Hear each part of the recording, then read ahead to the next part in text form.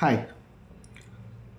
कई बार डिस्कशन में आया है कि जो हम लोगों ने एसी चैप्टर में डिस्कशन किए लेबोरेटरी और रेडियोलॉजी सेंटर्स के लिए, उसमें क्वालिटी एश्योरेंस चेकलिस्ट में हमें क्या क्या चेक करना है, यानी क्वालिटी एश्योरेंस में क्या क्या चेक करना है। चेकलिस्ट तो मैंने बनाई है। खैर, ये चेकलिस्ट मैं बहुत दिनों से यूज़ कर रहा हूँ। मैं इसे क्यूएसी यानी क्वालिटी एश्योरेंस चेकलिस्ट ओएसएस कहता हूँ, यानी आउटसोर्स सर्विसेज। तो ये है मेडिकल लेबोरेटरी के लिए। तो यहाँ basically name and location of lab note करना होता है कि आप किस लैब का ऑडिट कर रहे हैं। पहली चीज़ हम लोग ये समझ लें कि आउटसोर्स लैब क्या है। आउटसोर्स लैब आपकी प्रेमिसेस में हो सकती है, यानी आपका हॉस्पिटल है, आपने किसी और से टाइप कर रखा है, वो आपकी बिल्डिंग के अंदर ही लैब चला रहा है। दूसरा ये हो सकता है कि आपके यहाँ आपकी लैब खुद है, लेकिन आप उसमें बेसिक टेस्टिंग करते हैं और बाकी के टेस्ट जैसे माइक्रोबायोलॉजी, साइटोपैथोलॉजी, हिस्टोपैथोलॉजी या कुछ एडवांस बायोकेमिस्ट्री के टेस्ट आप बाहर भेजते हैं। तो ये उन लैब्स के लिए है जो आपकी नहीं है, यानी ओनरशिप आपकी नहीं है, पैन नंबर आपका नहीं है। हो सकता है प्रमोटर एक ही हो, यानी कि आप ही ओनर हैं, लेकिन आपकी एक कंपनी हॉस्पिटल चलाती है, दूसरी लैब चलाती है, तो आपकी लैब आउटसोर्स्ड हुई। ठीक है। अब अगर वो आउटसोर्स लैब आपकी बिल्डिंग में है तो भी आपको ये चेकलिस्ट भरनी है, बिल्डिंग के बाहर है तो भी आपको ये चेकलिस्ट भरनी है। अब लैब भी दो तरह से हो सकती है। एक आपकी सिटी में है तो आप अपने क्वालिटी मैनेजर को भेजें, या क्वालिटी मैनेजर अगर ये देख रहे हैं तो वो खुद जाएं, एक लैब टेक्नीशियन को लेके जाएं या पैथोलॉजिस्ट जाए, वो जाके इसको भरे। ये देखिए NABL में भी यूज़ होता है। तो NABL में तो पैथोलॉजिस्ट या क्वालिटी मैनेजर जाता है, और अगर हॉस्पिटल के लिए आप यूज़ कर रहे हैं तो जो भी NABH कोऑर्डिनेटर या क्वालिटी मैनेजर है वो चला जाए और वो जाके उस लैब को विज़िट करे, ये क्राइटेरिया चेक करे कि ये सारे फुलफ़िल हो रहे हैं कि नहीं। इसमें से कुछ क्राइटेरिया ओवरलैपिंग है, यानी अंडरस्टूड है, मैं अभी आगे एक्सप्लेन करूँगा आपको।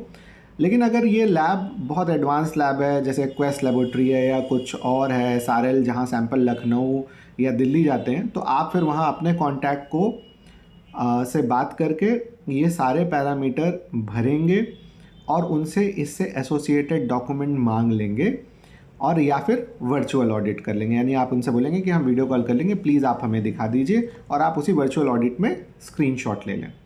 ठीक है। तो आइए चेक करते हैं क्या क्या पैरामीटर हमें चेक करने हैं। तो पहली बात तो name and location of lab.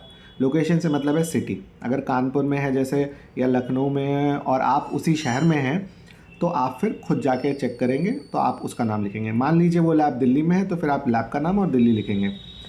Auditors name and sign, यानी जो भी कर रहा है इस ऑडिट को वो अपना नाम कहते हैं के साथ साइन करेगा, डेट। आगे वेदर लैब इज़ एक्रेडिटेड। तो लैब का एक्रेडिटेशन ऐसा है कि लैब में एक्रेडिटेशन और सर्टिफिकेशन दोनों चलेगा, यानी कि NABL एक्रेडिटेशन हो या फिर NABH सर्टिफिकेशन हो। NABH खुद एक अपना मेडिकल लेबोरेटरी सर्टिफिकेशन प्रोग्राम चलाता है, वो भी एक्सेप्टेबल है। अब अगर वो एक्सेप्टेबल ये एक्रेडिटेड है या सर्टिफाइड लैब है तो उसका एक्रेडिटेशन सर्टिफिकेट लगा लें। साथ ही साथ ये ज़रूर चेक कर लें कि स्कोप में क्या क्या कवर्ड है। तो NABH जो सर्टिफिकेशन प्रोग्राम होता है वो सिर्फ डोमेन सर्टिफाई करता है, यानी बायोकेमिस्ट्री, हेमाटोलॉजी, उसमें सारे टेस्ट कवर हो जाते हैं। लेकिन NABL पर्टिकुलर टेस्ट्स का एक्रेडिटेशन देता है, यानी कि हो सकता है आपका ब्लड शुगर का एक्रेडिटेशन हो लेकिन क्रिएटिन का ना हो। आपके लिए ये स्कोप लेना क्यों ज़रूरी है? बिकॉज आप अगर किसी टेस्ट को वहाँ आउटसोर्स कर रहे हैं तो वो पर्टिकुलर टेस्ट आउटसोर्स होना चाहिए। अगर वो NABL एक्रेडिटेड लैब है या CAP एक्रेडिटेड लैब है तो वो पर्टिकुलर टेस्ट एक्रेडिटेड होना चाहिए, उनके स्कोप में होना चाहिए। अब वैसे तो अगर वो लैब एक्रेडिटेड है या सर्टिफाइड है तो इट इज़ अंडरस्टूड कि वो जो पॉइंट नंबर 3 है वो फॉलो कर रहे होंगे, पॉइंट नंबर 4 है वो फॉलो कर रहे होंगे, पॉइंट नंबर 5 है वो भी फॉलो कर रहे होंगे। क्या है ये point number 3, 4, 5? Standard reference material and reagents का इस्तेमाल, यानी कि एक्सपायर्ड नहीं है। दूसरा, क्वालिफाइड एक्सपीरियंस कंसल्टेंट और टेक्नीशियन होने चाहिए। तो ये ऑब्वियसली अगर वो एक्रेडिटेड है या सर्टिफाइड है तो उनका ऑडिट हुआ है, चेक हुआ है। लेकिन क्या होता है, लेट्स से ऑडिट जिस समय हुआ उस समय लोग उपलब्ध थे, लेकिन शायद बाद में कुछ लोग चेंज हो गए, वो लोग आए ही उसी दिन के लिए थे, तो बेहतर रहता है कि आप भी अपनी तरफ से इसे चेक कर लें। पॉइंट नंबर 6 है रेफरेंस लैब का standard method for sample transportation. तो देखिए, सैम्पल ट्रांसपोर्टेशन के लिए रिक्वेशन स्लिप साथ में हो, सैंपल प्रॉपरली सील पैक्ड हो, सही पोजीशन पे रखा हो, टेम्परेचर मेंटेन हो, जहाँ कोल्ड चेन की ज़रूरत हो। अमोनिया का सैंपल जैसे सिल्वर फॉयल के अंदर जाता है, जल्दी पहुंचना चाहिए।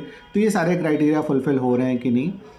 दूसरा, लैब के पास सैंपल रिटेनिंग की फैसिलिटी है कि नहीं, यानी कि फ्रिज है कि नहीं, रिटेन सैंपल कहाँ रखे हैं वो आप चेक कर लें।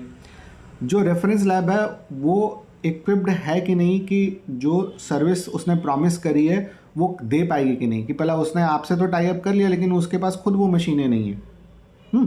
तो ये आपको चेक करना है।